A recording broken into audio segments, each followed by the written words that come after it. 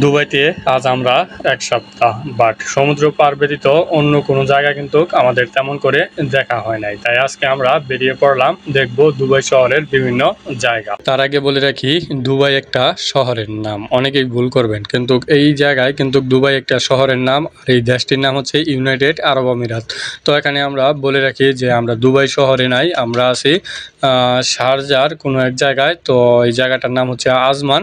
তো আজমান শহরে আমরা ঘোরাঘুরি করব। দুবাই বলার কারণ হচ্ছে যে দুবাই বললে সবাই দেশটাকে চিনবে, তাই আগেই আমরা দুবাই বলে রাখলাম। তো এই দেশের তাপমাত্রা অতিরিক্ত, তাই এখানে গাড়ি ছাড়া চলাফেরা করা যায় না। তো আপনারা দেখতে পাচ্ছেন আমরাও একটি গাড়ি দিয়ে ঘোরাঘুরি করতেছি। তো অনেকে ভাবতে পারেন এটা হয়তো আমরা রেন্টে নিছি, না, এটা হচ্ছে আমাদের দেশেরই এক বড় ভাইয়ের গাড়ি। তো ওনার গাড়ি দিয়ে আমরা ঘোরাঘুরি করতেছি। তো দেখতে পাচ্ছেন, তো আমরা এখানে অনেকক্ষণ ঘোরাঘুরি করলাম। আসলে এদিকে দেখার মতো তেমন কিছু নাই। দুবাই শহরে বুর্জ খলিফা ওইগুলো আছে, ওইগুলো আমরা ঈদের দিন দেখানোর চেষ্টা করব। তো এক পর্যায়ে কিন্তু আমরা ঘোরাঘুরি করে এখানে চলে আসছি রেস্টুরেন্টে, এখানে খাওয়া দাওয়া করব। তো দেখতে পাচ্ছেন যে এখানে প্রচুর পরিমাণে গাড়ি, আর এই গাড়িগুলো এখানে রাখতে গেলেও কিন্তু আমাদের পার্কিং দিতে হয়। তো ঘন্টায় 2 টাকা এখানে দিতে হয়। তো এই যে দেখতে পাচ্ছেন, তো এখানে দেখেন যে মোটর সাইকেলের কিন্তু তেমন একটা দেখা মিলে না, যদিও এখানে আমাদের শুধু প্রাইভেট কার আর প্রাইভেট কার। তো এক পর্যায়ে আমরা কিন্তু রেস্টুরেন্টের ভিতরে চলে আসলাম। তো এখানে ওই বড় ভাইটা, তো বড় ভাইটার পরিচয়টা দিয়ে দেই। উনি হচ্ছে যে এই যে আমাদের সাথে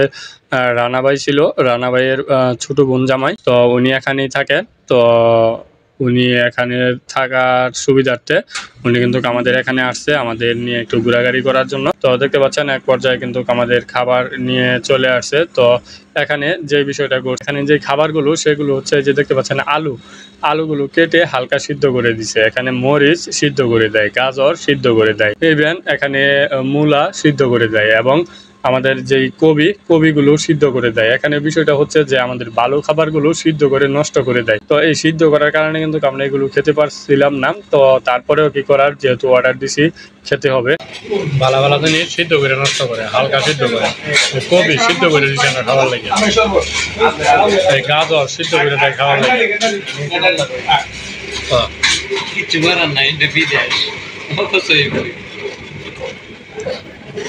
আর সাকিব দেখতে পাচ্ছেন যে সে কিন্তু আনন্দের সহিত খাবারগুলোকে গ্রহণ করে নিছে। সে খুব খুশি দুবাইয়ের মাটিতে, সে অনেকদিন পর বাইরে বের হয়েছে। তো দেখতেই পাচ্ছেন, তো আমরা আস্তে আস্তে অনেকগুলো খাবারই এখানে খেলাম। তো একসাথে এত খাবার খাওয়াটা আসলে ঠিক হয় নাই, পেটটা অনেক বেশি ভরে গেছে। তো দেখতে পাচ্ছেন আস্তে আস্তে কিন্তু আমরা এক পর্যায়ে খাবারগুলো খেতে পারি নাই। তো খাবারগুলো আমরা পার্সেল আকারে প্যাকেট করে নিছি, যেহেতু রুমে আরো লোকজন আছে তাদের জন্য। তো এক পর্যায়ে আমরা কিন্তু এখানে খাবার দাবার শেষ করে বাইরে চলে আসলাম এবং গাড়িতে উঠে বসলাম। তো এখন আমরা চলে যাব বাসায়, কারণ এখানে প্রচুর রোদ, এখনো কিন্তু বিকেল।